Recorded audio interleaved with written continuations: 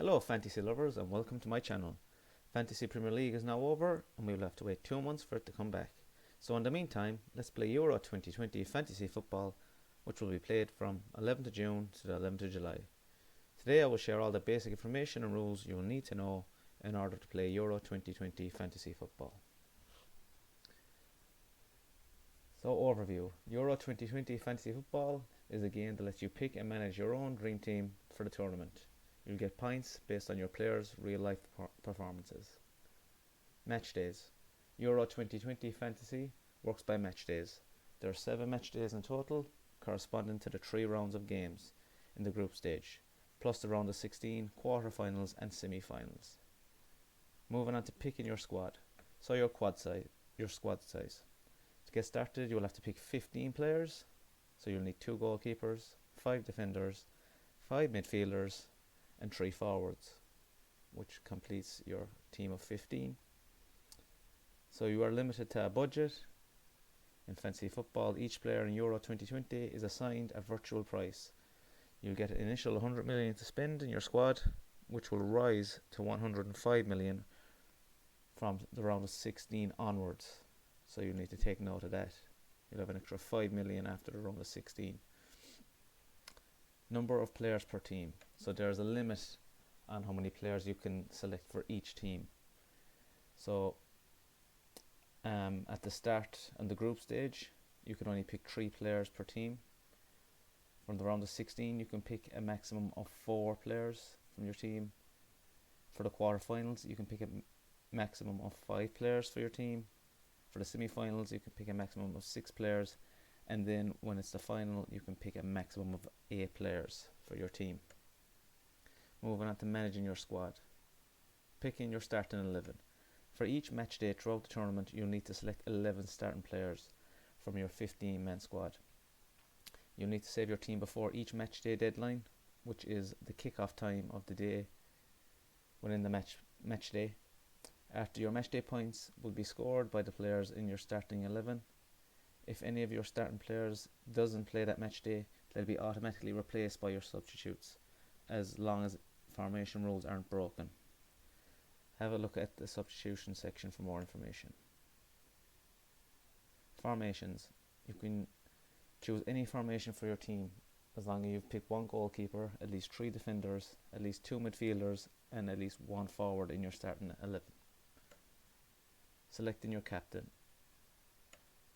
Every time you save your team, you'll need to pick a captain for your starting 11. That player's points will be doubled for that match day, similar to Premier League fantasy football. Once all games on the day of a match day have finished and before the other games have kicked off, you can sub out your captain or switch the captaincy to another player who hasn't played yet within the match day. If your original captain hasn't scored as many points as you'd like, this gives you the chance to double the score of a different player you think that could do better on a different match day. So this is actually really handy. If your captain doesn't play on a particular match day and you haven't made any subs during that match day, your captain will automatically be subbed out. However, his replacement won't get the captain's double points. If your captain doesn't play on a match day where you've made other substitutions, your captain won't be subbed out, and none of your players will score double for that match day. So the main tip here is to select the captain from a team playing on the first day of a match day. That way, if he doesn't score as many points as you would have liked to, you can switch him to a different captain later on in a different match day. So this is really handy. Substitutions, manual substitutions. Between match days, you can make as many subs within your squad as you like. After all matches on a single day have finished and before the next matches within that match day kick off, what you can do is you can sub out a maximum of 4 players unless they've been sent off, and replace them with any of your subs whose teams are yet to play within the match day. Any players that you sub out will score 0 points for that match day. Change your captain to another player from your squad whose team haven't played yet. Your original captain's double points will be lost and your new captain score for that match day will be doubled. Bear in mind that once you confirm your subs or change your captain, those changes can't be reserved. Once the game's on the final day of the match day have been kicked off, you can't make any changes to your team. Any changes you make will be applied for the next match day. Once you've made manual subs or changed your captain within a match day, if any of your starting 11 don't play in real life, they won't be automatically subbed out. Have a look at the section about automatic substitutions for more information. So the main tip here is, because you can make subs mid-match day, try picking a squad with a balance of players in action over the various days within the match day. That way your initial players don't perform, you can sub them out for players you think will have a better chance of getting you more points. So the main tip here will be to have as many active 15 players as you can. Like, I wouldn't have players worth 4 million that aren't going to play, just in case you do want to sub them in. Automatic substitutions. If you don't make any substitutions or change your captain within a match day, some of your players might be automatically subbed out. You can order your subs by priority in case of your starting 11 doesn't play that match day. If your goalkeeper doesn't play in a match day, then your replacement goalkeeper will be substituted in as long as he has played. If any of your starting outfield players don't play in a match day, they'll be automatically subbed out. The player subbed in will be the highest priority substitute who has played in a match day and whose substitution doesn't break formation rules. If you switch the priority order of your subs once the match day is started, that will count as a manual substitution and no automatic subs will kick off in the remainder of that match day. So moving on to making transfers. Transferring players in and out of your squad helps you to get more points throughout the tournament.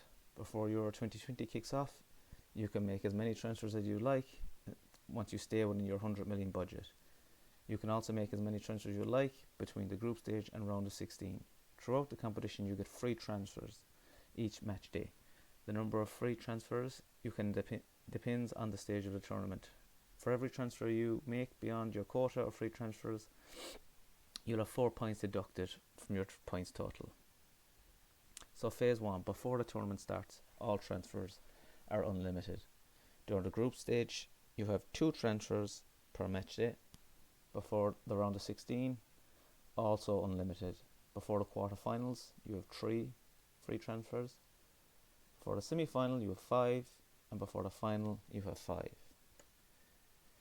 If you don't use your free transfers between match days, you'll only be able to carry 1 forward to the next match day, meaning you can't stockpile free transfers over several rounds.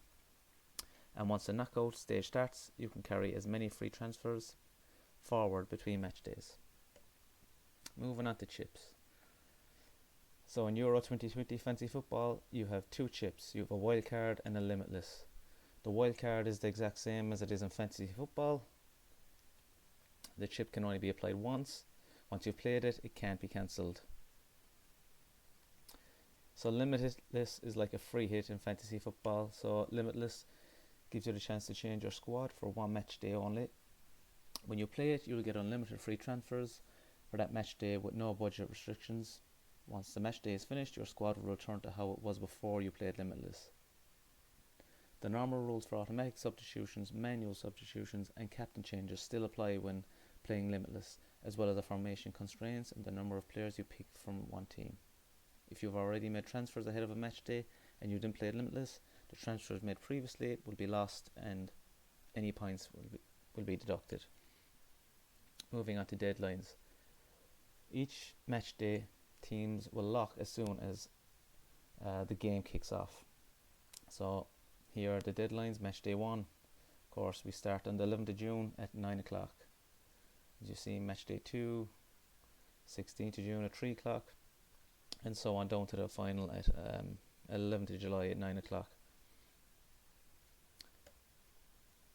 So scoring points, this is important. All players. So for an appearance, each player will get 1 point. For playing 60 minutes, your player will get 2. This is a new interesting one. From goals outside the box, your player will get 1. For an assist, 3. Winning a penalty, 2. Conceding a penalty, -1. Missing a penalty, -2. Yellow card, -1. Red card, -3. An own goal, -2. So goalkeepers. If they score a goal, they'll get 6. Saving a penalty, they'll get 5. Clean sheet, 4. Every 3 saves, they'll get 1. And every 2 goals conceded, they'll get -1. Defenders. If your defender scores a goal, he'll get 6 points. If he gets a clean sheet, he'll get 4, and every 2 goals conceded, -1. So midfielders, if they score a goal, you'll get 5 points, and a clean sheet, you'll get 1. And for forward scoring a goal, you'll get 4 points. Points only awarded when the player plays at least 60 minutes. Bear in mind that once your points have been calculated, they won't be adjusted.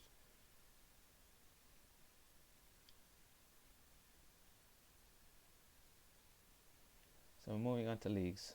If you want to create a private league, this gives you the chance to battle for bragging rights amongst your friends, family and colleagues. To create a league, go to Leagues and select Create League, then invite others to join by sharing the league code.